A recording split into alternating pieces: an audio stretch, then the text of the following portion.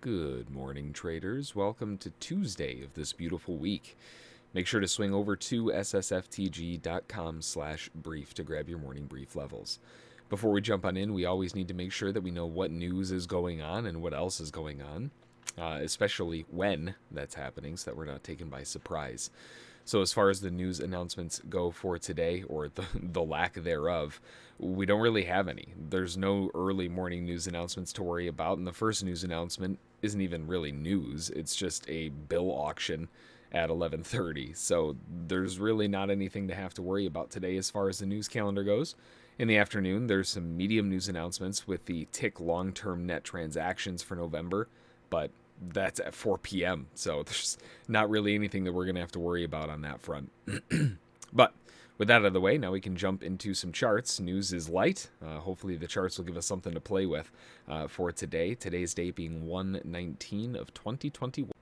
First up to the list, we've got the NASDAQ with some fairly good continuation to the upside. The big thing that we're going to have to see here is, was this failure on the lows the beginning of a significantly larger reversal back up? This big pop on the highs would suggest so, right? That looks pretty strong. I don't know about you, but when I see a move that looks like this, trying to break out of a zone, that's a pretty good start. And the fact that the market hasn't broken above or below that candle isn't necessarily a bad thing, but what it does tell us is that that's going to likely be the range for a little while. In the high and low of this area, specifically because I want to be a buyer more so than the seller, the low of that area becomes a major zone of interest for buyers to defend as support. And really what I would love to see is the market to come into a little bit of sideways action here until we can get this to line up nicely with the bottom of the wedge. Then we've got everything coming together as a big 1-2 punch. That's obviously a long time away, considering that these are 15-minute candles. That would be like tomorrow. But that said, today with a continuation to the upside, really just kind of waiting to see if the buyers want to defend this L1 on the breakout higher. But if they can't get this going back above these 12,931s, they might run into some problems, and then down to the bottom of the wedge we go. Then over to the S&P with some pretty good continuation to the upside. Buyers are looking for, they're holding essentially exactly what we were just talking about on the NASDAQ. The big thing that we have here is a huge bull bar base, and that big blow off that tends to be the range for a little while. And if you want to be a buyer, the low end of that becomes a zone of support. The S&P's already bounced off of that twice now, and arguably maybe even a third time with that higher low there.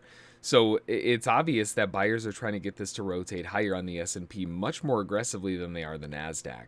We could be looking for a falling resistance break, but the problem is it doesn't leave them a whole lot of room to run. It would make a lot more sense, to have this down here at the bottom of the channel. Then we've got a lot of space to go. But if the market does want to break out higher, the channel's already proven itself to be kind of weak, given that it lifted above there already. Then again, it did hold as resistance when it came back. So what happens over the next few candles here, it's going to be pretty important. That's going to determine whether or not the buyers actually hold this move, or if they're going to be losing this move and we see it rotate back down again.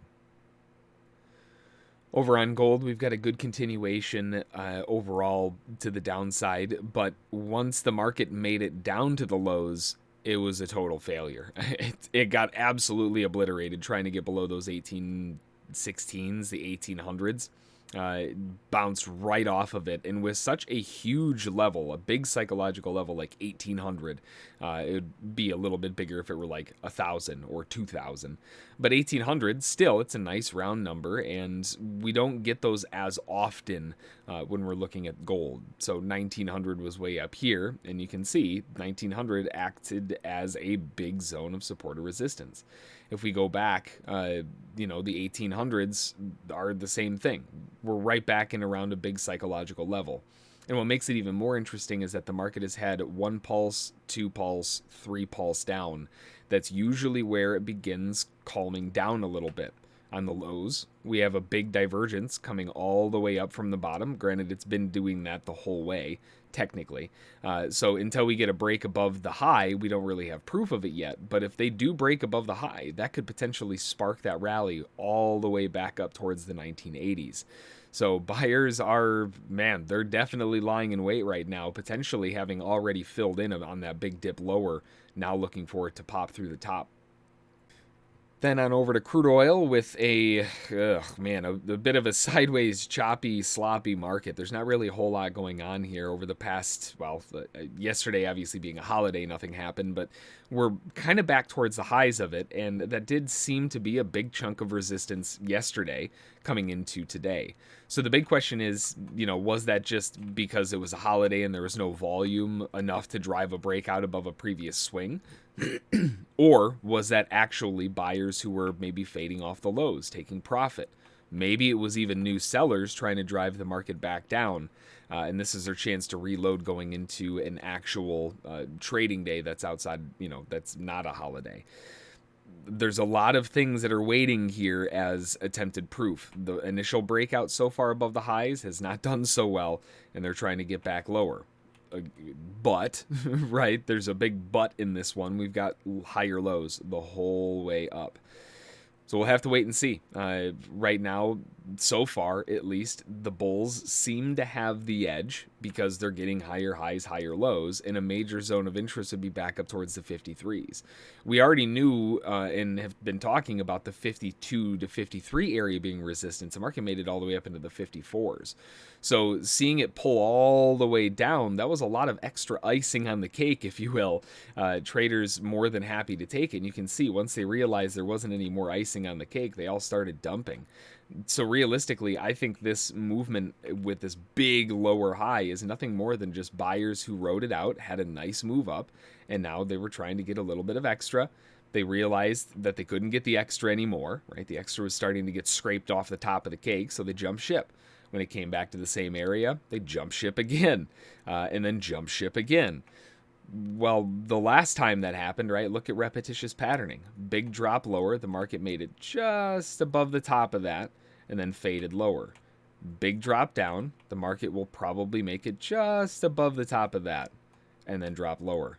You can see where everything is lining up right there, looking for a continuation back to the downside at around 53.20. Over on the euro, we've got a nice bear descending wedge that's attempting to break out of itself now, and the rally point likely with that type of breakout is going to be to an L2. That puts resistance back up towards the 1.21640, and that's also a previous zone of a lot of structural support resistance. There's a lot of stuff that happened inside this area backward. Huge amounts of support and resistance. So it wouldn't be a surprise at all to see a nice two-legged move to the upside, which we've already had, and arguably are already kind of at the measured move. It's got to go a little bit further to grab the L2, but that would put it right into that zone of interest where sellers can start pressuring it right back down. And looking at it from the perspective of a triple measured move, that would make it even nicer. Where if we did get another pullback and then have a third measured leg into that, that would be a near perfect scenario for a potential reversal right back down again. So the euro in the short term is bullish and continuing higher, but very interested in that 21,600, especially if you can get a three press move into it, allowing sellers to try to press this back down again. In the bigger picture, we already know bulls are interested, but in the nearer term, they haven't proven a thing. So for now, looking for sellers to push back down again. And then finally over on Bitcoin with a nice little bit of consolidation here. And it's not just consolidation on the markets aspect, which is fairly obvious. It's not doing anything over the past couple days. But on the MACD, we're also seeing a really nice tight constriction going on here. And typically when you have a MACD constriction like this, that's more of an indication that a breakout is around the corner, especially when it starts getting closer to the edge here.